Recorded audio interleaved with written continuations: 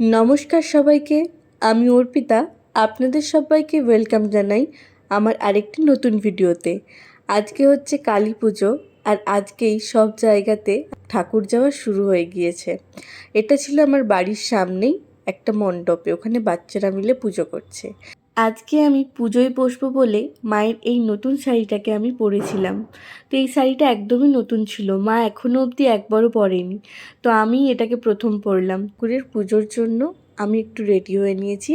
আমাদের কিছুদিন আগেই কালী পুজো হয়েছে, সো এই পুজোটা আমি আর মা দুজন মিলে করব বাড়ির মতো করে, যেমন নর্মাল পুজো করি সেই রকম, মানে ব্রাহ্মণ দিয়ে নয়। তো আমি চলে গিয়েছিলাম একটু মিষ্টি দোকানে, মিষ্টিটা কিনতে বাবা ভুলে গিয়েছিল, তাই জন্য মিষ্টিটা কিনে এসে জাস্ট রেখে আমি একটু মোমবাতি জ্বেলে দিচ্ছিলাম। এটা হচ্ছে আমাদের বাড়ির একদম তলায়, এটা আমাদের দোকান পোর্শন, তো এইখানেই আমি সব মোমবাতি জ্বেলে দিলাম।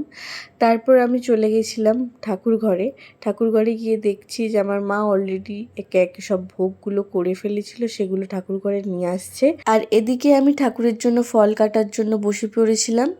আর আমি আজকে দুপুরবেলা মা যখন ঠাকুরের সমস্ত ভোগ রান্না করছিল, তখন আমি কিন্তু নাড়ুটা করেছিলাম।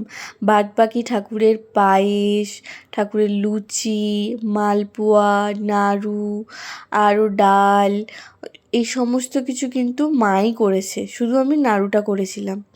আর এদিকে আমি সমস্ত রকমের ঠাকুরের ফল কেটে নিচ্ছিলাম। আর এতক্ষণ ধরে আমার যে একটুখানি ক্লিপ নিয়ে নিল, সেটা হচ্ছে আমার মা। আর আমার মা আজকে ঠাকুরের জন্য এতগুলো ভোগ রান্না করেছে নিজে।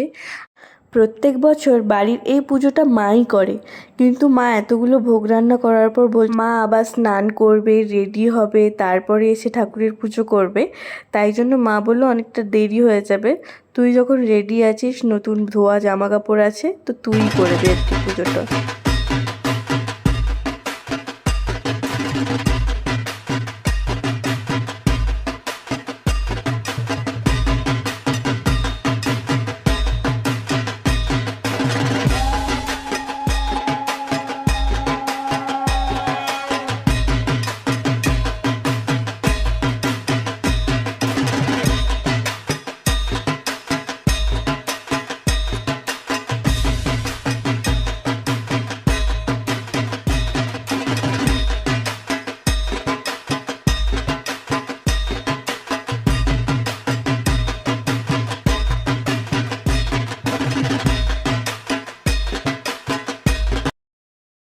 পুজো কমপ্লিট করে বাইরে এসে দেখি মা ব্যালকনিতে কত সুন্দর করে প্রদীপ দিয়েছে। মোমবাতি আমি নিচে দিয়েছি, কিন্তু প্রদীপের সৌন্দর্য আলাদা।